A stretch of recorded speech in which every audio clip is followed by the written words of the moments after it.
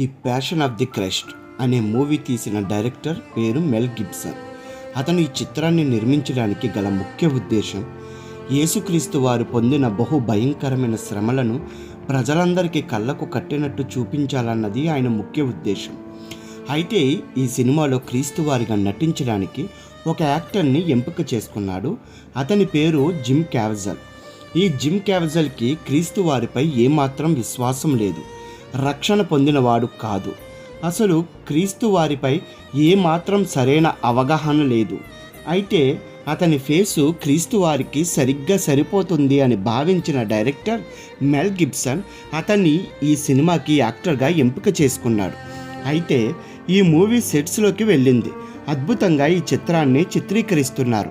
ఆ సమయంలో యేసుక్రీస్తు వారిని కొరడాలతో కొట్టే సమయం వచ్చినప్పుడు అక్కడున్న రోమా ప్రభుత్వం విధించే శిక్షల్లో భాగంగా కొరడాలకు 4 శాఖలుంటాయి. ఆ శాఖల్లో ఒక్కొక్క శాఖకు 4 గాలపు ముళ్ళులుంటాయి. అలాంటి కొరడాలతో ఒక్కసారి కొడితే శరీరం 16 చోట్ల చీలిపోతుంది. ఆ సీన్ కోసం యాక్టర్ జిమ్ క్యావెజల్కు ఒక ఆర్టిఫిషియల్ స్కిన్ని అతని బాడీకి అమర్చి సీన్ షూట్ చేస్తున్నారు. అలాంటి సమయంలో అతని మొదటి దెబ్బ కొట్టారు. ఆ యాక్టర్ చాలా అద్భుతంగా ఎమోషనల్గా నటించాడు. ఇక రెండవ దెబ్బ కొట్టారు.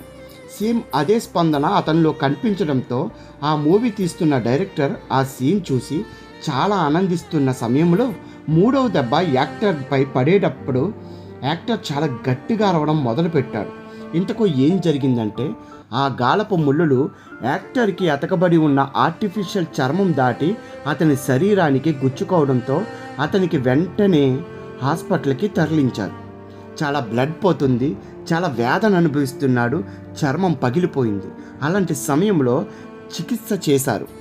ఇలా గాయమైన అతని శరీరానికి 16 కుట్లు పడ్డాయి. అప్పుడు ఆ వ్యక్తి కోలుకున్నాక డైరెక్టర్ని ఇలా అడిగాడు, మెల్ గిబ్సన్, యేసు ప్రభువుని ఇంత భయంకరంగా కొట్టారా, ఇంత చిత్రహింసలు పెట్టారా అని అడగడంతో ఆ డైరెక్టర్ అతనితో ఒక మాట చెప్తాడు. జిమ్ క్యావెజల్, మనం చూపించే క్రీస్తు శ్రమలు కేవలం 40% మాత్రమే. ఒకవేళ 100% గనుక తీస్తే ఆ శ్రమలను నువ్వు భరించలేవు అన్నాడు. దానికి జిమ్ క్యావెజల్ ఆశ్చర్యపోయి హాస్పిటల్ నుండి డిశ్చార్జ్ అయ్యాక ఆ యాక్టర్ క్రీస్తును తన సొంత రక్షకునిగా అంగీకరించి రక్షణ పొందుతాడు. తర్వాత అతను ఎలాగైనా ఈ చిత్రం ప్రజల్లోకి తీసుకెళ్ళాలి, ఈ చిత్రాన్ని చూడాలని కష్టపడి ఆ చిత్రాన్ని పూర్తి చేస్తాడు.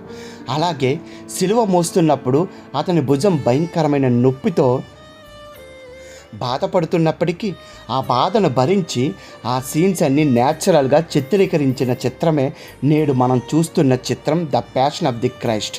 ఈ చిత్రాన్ని ఎంతమంది చూసారో కామెంట్ చేయండి. నేనైతే 52 సార్లు చూశాను ప్రియులారా. నచ్చితే లైక్ చేయండి.